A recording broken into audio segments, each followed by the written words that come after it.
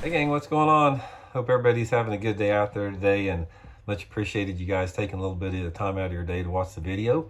And got a little update on you guys about the alleged walleye cheaters. Going to pass along with you all and have a little discussion about that, a little bit beyond that too. I think a lot of people are interested in that. I keep getting messages once in a while, people asking if they've heard anything about it, what's going on. So I'm going to pass this along to you guys. Real quick, just want to remind everybody, please, if you haven't had a chance, go by fishthemoment.com.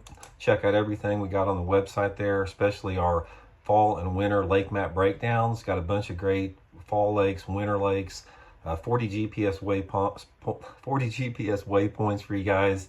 Give you tips and advice on how to approach it and fish it. It's a really good resource if you want to learn more about your favorite lake or lake you're going to. I'll include the link in the description of that. Much appreciated. Okay, guys, I'm going to give you this information that I found out about. The first part about it, you may have already been aware of this, but there's some stuff that came up a little bit later that I wasn't even aware of. I'm going to talk about it here. What's going on right now, if you guys, I think a lot of you guys may have seen this on the last one, but the Ohio Department of Natural Resources and the Hermitage Police Department, they issued a search warrant, and they confiscated Chase Kaminsky and Jake Runyon's boat and tackle trailer, that type of stuff. I mean, I think a lot of people knew about that as evidence in that. And then an Ohio grand jury indicted those two weeks ago on charges of cheating, attempted grand theft, possessing criminal tools, and unlawful possession of wildlife. So we covered that a couple weeks ago.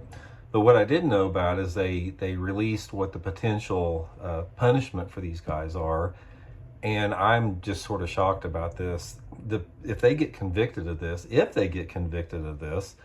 all they're facing is they face up to 1 year in prison, $2,500 fine for each of them, and an indefinite suspension of their fishing privileges. Guys, that right there, in my opinion, is just a slap on the wrist. I mean, how in the world, there's people out there that have gotten caught with a little bit of marijuana and they're spending more time in jail than these guys will if they get convicted and this is all they are. And you know how rare it is for somebody to get the full sentence. It's usually they, plea bargain it down somehow. So, God, there's a chance that these guys, if they're convicted on this, they won't even spend any time, and a $2,500 fine. I was really curious to get everybody's opinion on what do you think if they are convicted of this particular crime. Like I said, everybody's innocent until proven guilty. I mean, regardless of the evidence. I mean, regardless of everything leading up to that. We just have to assume that. That's our American legal system. So if they are convicted, I'm curious to know what you guys think the punishment should be in this. I think that a year in prison, $2,500 fine, and an indefinite suspension of their fishing privileges is not enough if they're convicted of that. I mean, here's the thing that I'm thinking about. It's like I always try to give people the benefit of the doubt, and I know people make mistakes, and I know people can change. The prison sentence part of it, I've got sort of mixed feelings on that a little bit. I know, this, other than the fact that this was a financial type crime, it was a victimless crime, I don't really know what to think about the time in the prison. But the thing that I think should be a lot more severe is the financial penalty.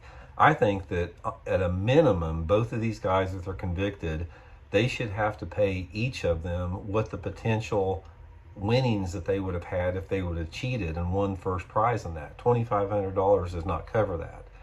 The indefinite suspension of fishing privileges like that, you don't even know what that means. That could mean a year, it could mean a lifetime, whatever like that.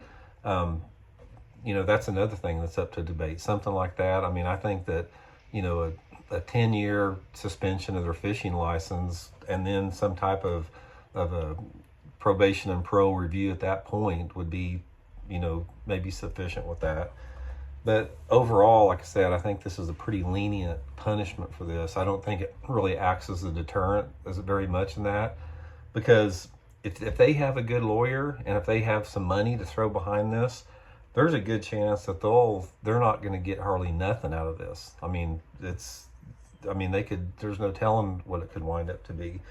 But anyway, guys, I just wanted to pass, that was news to me. If they're convicted, guys, the video got cut off a little bit there. But anyway, what I was saying, that as far as the penalty, that was news to me when I read that the other day. I'll try to keep you guys updated. I know a lot of people don't follow it close, but I'll try to pass anything along that I see new to you guys.